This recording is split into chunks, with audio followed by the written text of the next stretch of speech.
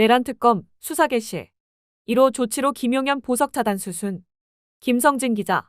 전직 대통령 윤석열의 불법적인 12.3 비상계엄을 수사하는 내란 특검이 수사를 개시하고 내란 중요 임무 종사자 혐의를 받고 있는 전직 국방부 장관 김용현에게 추가 혐의를 덧붙여 재판에 넘겼다. 김용현이 오는 26일 구속기간 만기로 석방되는 상황을 조기에 차단하고 신병 확보를 위한 절차에 돌입한 것으로 보인다. 내란 특검팀이 시작부터 강공태세다. 조은석 특별검사는 19일 오전 언론 공지를 통해 특별검사 임용 후 경찰, 검찰과 협력해 필요한 준비를 마친 후 기록을 인계받아 18일 수사를 개시했다며 18일 야간에 전 국방부 장관 김용현을 위계에 의한 공무집행방해, 증거인멸교사로 공소제기했다고 밝혔다.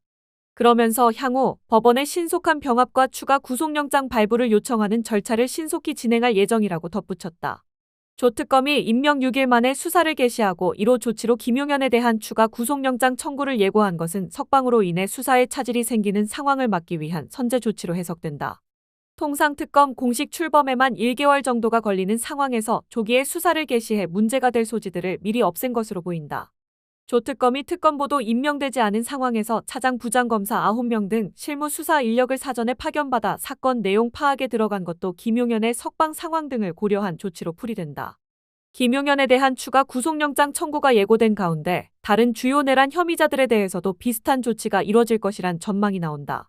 민간인 신분으로 내란 계획 전반에 개입한 혐의를 받는 노상원 전 국군정보사령관을 비롯해 여인영 방첩사령관, 전이진우 전 수도방위사령관, 박안수 전 계엄사령관, 문상호 전 정보사령관, 김봉식 전 서울청장 등은 모두 구속기간 만료를 앞두고 있다. 아울러 현재 석방된 상태에서 내란 우두머리 혐의 등으로 재판을 받고 있는 윤석열에 대한 추가 기소 및 재구속 여부도 관심이 모인다. 직위원 재판부의 구속 취소와 심우정 검찰총장의 즉시 항고 포기로 풀려난 윤석열은 자택인 서초 아크로비스타에서 머물며 공개 활동을 이어가고 있다. 증거인멸 등 심각한 우려가 제기된다. 조 특검이 수사 개시 즉시 김용현에 대한 신병 확보 절차를 밟는 등 강도 높은 수사가 예상되는 만큼 윤석열 재구속도 특검 출범 상황에 맞춰 이뤄질 것으로 기대된다.